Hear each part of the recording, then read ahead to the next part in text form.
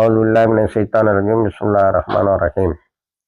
அன்பார்ந்த நேயர்களே, பலஸ்தீன் மீட்பு போர் 783வது நாளை எட்டியிருக்கிறது. அது குறித்த தகவல்களை வைகரை விஷனில் இடம்பெறச் செய்திருக்கிறோம்.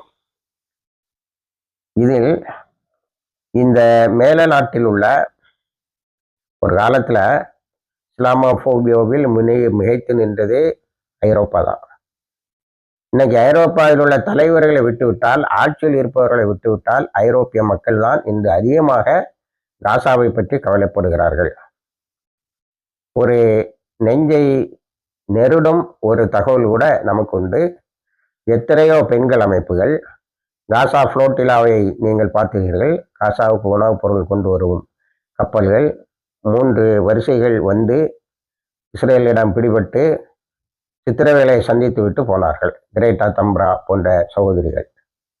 நமக்கு என்ன அந்த மனசை நெருடக்கூடிய விஷயம்னா, ஏன் அரபு நாட்டிலிருந்து இப்படி ஒரு குழு கிளம்பவில்லை என்பதுதான். அது ஏற்கனவே நாம் சொல்லி வருகின்ற அந்த காரணம், இந்த போரில் வெற்றி பெற்றால் அது ஹமாஸோடைய வெற்றி, ஹமாஸ் முதலாக போராளிகளுடைய வெற்றியாக இருந்தாலும், ஹூத்திஸோட வெற்றியாக இருந்தாலும், இவர்களுக்கெல்லாம் பின்னால் இருந்து இயக்குகிற ஈரானுடைய வெற்றியாக இருந்தாலும், இவையெல்லாம் இஸ்லாத்தை முன்வைப்பவை.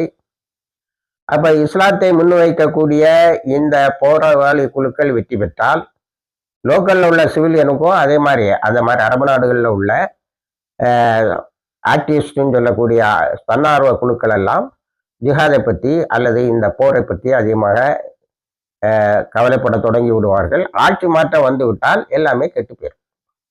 அவங்க பரம்பரையா உட்கார்ந்து அனுபவிச்சுட்டு இருக்கிறாங்க.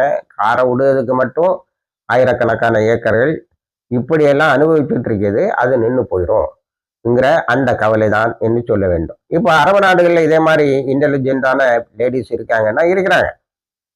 பலரும் லண்டனு, அமெரிக்கா அங்கெல்லாம் போய் படிச்சுட்டு வந்ததாக பீட்டிக் கொள்கிறார்கள். ஆனா காசா விஷயத்துல கண்ணை பத்திக்கிட்டாங்க.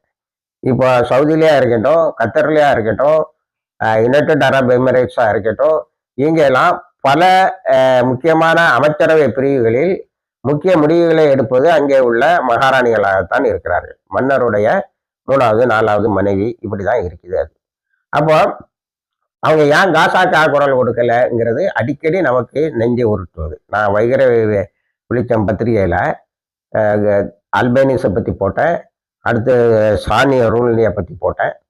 சாலியன் ஒரு பாருங்க, நேற்று ஒரு பெரிய அறிக்கை லண்டன்ல பாலஸ்தீன், அதாவது லண்டன்ல ஒரு அமைப்பு, லண்டனை மையமாக கொண்டு ஒரு அமைப்பு உலகம் முழுவதும் வேலை செய்கிறது. அதுக்கு பேரு பாலஸ்தீன் ஆக்ஷன். பாலஸ்தீனத்துக்காக மக்கள் கருத்தை உருவாக்குறது. இன்னைக்கு இவர்களுடைய வெற்றி நமக்கு மிகப்பெரிய மகிழ்ச்சியை தருகிறது. காரணம் என்னவென்று சொன்னால், இவர்கள் 24 மணி நேரம், அவங்க அதுக்காக ஃபுல் டைமர்ஸ் நினைச்சிடக்கூடாது, முழு நேரமா வச்சுக்கிறாங்கன்னு ஒவ்வொருவரும் தங்களுடைய வேலையை கவனித்து விட்டு திரும்ப வந்து 1 மணி நேரம், 2 மணி நேரம், 3 மணி நேரம் இந்த பாலஸ்தீன் ஆக்ஷன் இதுல உட்கார்ந்து பாலஸ்தீனத்துல என்ன நடந்துகிட்டு இருக்கு, என்ன அநியாயம் நடந்துகிட்டு இருக்குங்கிறத வெளியில சொல்லிக்கிட்டே இருக்கிறாங்க.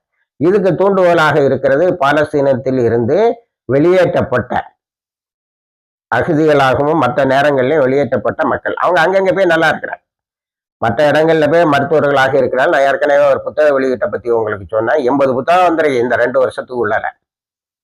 அதுக்கு அவார்டு கொடுக்கறது. இப்படிப்பட்ட ஆக்ஷன்ஸ் செய்யக்கூடிய இந்த பாலஸ்தீன் ஆக்ஷன் குழுவை பேன் பண்ணணும்னு இஸ்ரேல் ரொம்ப நாளா சொல்லிட்டு இருக்கு.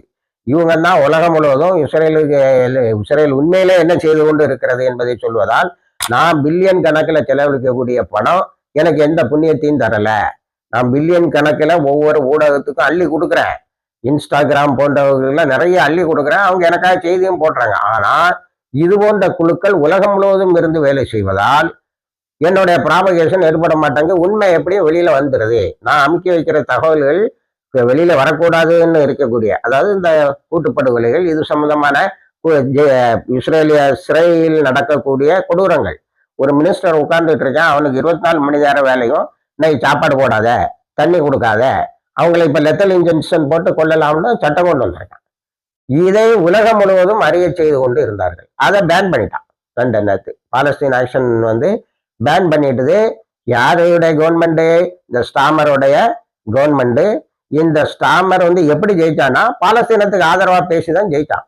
புஷ் ட்ரம்ப் ஜெயிச்ச மாதிரி. ட்ரம்ப் எந்த அளவுக்கு சொன்னானா, நான் இஸ்ரேல்கிட்ட இருந்து பணத்தை வாங்கி ரீகன்ஸ்ட்ரக்ஷன் பண்ணுவோம்னு. அதனாலதான் ஓட்டு போட மாட்டேன்னு இருந்தவங்களும் ஓட்டு போட்டாங்க. முஸ்லீம்கள் அதிகமாக வாழக்கூடிய, அதாவது அமெரிக்காவோட ஸ்விங் ஸ்டேட்ல முஸ்லீம் ஓட்டு அதிகமா இருக்கு. அந்த முஸ்லீம் ஓட்டுகள் யாருக்கு போட்டாலும் இஸ்ரேலை ஆதரிக்கக்கூடிய ஒரு ஆட்சியாளர் தான் வருவான்னு போட வேண்டாம்னு முடிவு பண்ணியிருந்தவங்க ட்ரம்போட இந்த வார்த்தையை கேட்ட உடனே ஓட்டு போட்டாங்க. அதே மாதிரி ட்ரம்ப் என்ன பண்ணாருன்னா, ஆட்சிக்கு வர்றதுக்கு அது ஜனவரி 20 பதவியேற்பு, 19 போர் நிறுத்தம் வந்துடுது. உடனே இவருக்கு ஒரு பெரிய இமேஜ். ஆனா ஒரு 5 மாசத்துல எல்லாம் ஒண்ணு இல்லாம போச்சு. எல்லாம் ஒண்ணு இல்லாம போச்சு. உள்ளால குழப்பம், உள்ளால வேலை நிறுத்தம். அமெரிக்கால மைக்ரன்ஸ் இல்லை. இப்போ ஒரு 13 நாடுகளில் உள்ளவர்களுக்கு எந்த நிலையிலும் என்ட்ரி அமெரிக்காவுக்கு உள்ளால வரக்கூடாதுன்னு. ஏன்னா அங்க வந்து ஒரு பெண் காவலரை ஏதோ ஒருதான் கோவப்பட்டு சுட்டுட்டான். அங்க சுட்டு கொள்ளுதுங்கிறது சாதாரண விஷயம். கன்னு வச்சுக்கிட்டது ஒரு அடிப்படை உரிமைங்கிற மாதிரி கொடுத்துருக்கணும். ஆக இந்த ஸ்டாலின் நேற்று என்ன ஒரு அறிக்கை விட்டுருக்காங்க லண்டன்ல. வந்து பாலஸ்தீன் ஆக்ஷன் குரூப்பை நீங்க வந்து பேன் பண்ணிட்டனால என்னுடைய புத்தகங்களை நீங்க விற்கக்கூடாது. எனக்கு என்னன்னா, ஒரு எழுத்தாளர் காட்டுற ஆர்வம் அதெல்லாம் பெருசு. ஆனா புக்கை விற்க மாட்டேன்னு சொல்லதே ஒரு பெரிய ஆயுதமாக பயன்படுதுன்னா, அந்த சகோதரனுடைய நூல்கள் அவ்வளவு லட்சம் இதாகுது. எனக்கு உங்க இது வேண்டாம், உங்க இதுல இருந்து கிடைக்கக்கூடிய ராயல்டி வேண்டாம்னு அறிக்கை விட்டுருக்கு. இப்படி பாலஸ்தீனத்துக்காக தனிப்பட்ட முறையில் ஒரு கிரேட்டா தம்ராவா இருக்கட்டும், இந்த சாலினி நூரி போன்ற பெண் சகோதரியாக இருக்கட்டும், இவர்களெல்லாம் எடுக்கக்கூடிய முயற்சியை பார்க்குறாங்கல்ல உலகத்துல. இது சவுதியிலையும் இதர அரபு நாடுகளில் உள்ள ஊடகங்களாவது இதை சொல்லுதா என்னன்னு தெரியல. இங்க பாருங்க, காசா சில்ட்ரன் ஒரு படத்தை எடுத்து உலகம் முழுவதும் ஒரு பெரிய அனுதாபாலையை உருவாக்கிட்டு இருக்காங்க. உங்களுக்கு சில்ட்ரன்ஸ் டேல வந்து காசால இறந்த பெண்களை பத்தி, குழந்தைகளை பத்தி கவலைப்படல. ஆனா என்ன செய்தாங்க, தன்னார்வ குழுக்கள்லாம் சேர்த்து ஹிந்து ரஜப் மையமாக கொண்டு ஒரு படம், அது அவார்ட்லாம் வாங்கிச்சு. அடுத்தால காசா சில்ட்ரன் சொல்லி ஒரு படம், அவங்களுடைய கஷ்டங்கள் பார்க்கக்கூடிய கண்ணீர் வடிப்பான். அதை சில ஊடகங்கள் அதை வந்து ரிலீஸும் பண்ணியிருக்காங்க. நம்மளும் அதை தேடினா பார்க்கலாம். குறிப்பாக பாலஸ்தீன் கிரானிக்கலோட தொடர்பு இருக்கிறவங்க அந்த படத்தை பார்க்க முடியும். ஆனா எப்படி ஒரு அனுதாபாலையை உருவாக்குகிறார்கள் என்பது ஒரு பக்கம். இன்னொரு பக்கம் எவ்வளவு குரூரமான கொலைகளை குழந்தைகள் மீதும் ஏவி விட்டு இருக்கிறது இஸ்ரேல் என்று. இஸ்ரேல் உலகத்துல என்ன மிகப்பெரிய அபார்ட்மெண்ட் ஸ்டேட்டா இருக்கு. அதை வந்து ஐக்கிய நாடுகள் சபையில் இருந்து நீக்கணுங்கிறதோட பொதுமக்கள் கருத்து வேகமாக வளர்ந்து கொண்டு இருக்கிறது. ஆகவே அது தனித்து விடப்படும், அது அழிக்கப்படும் என்ற நிலை இருக்கிறது. இணைந்திருங்கள். எல்லா தகவலையும் தருகிறோம். ஆயிரத்தி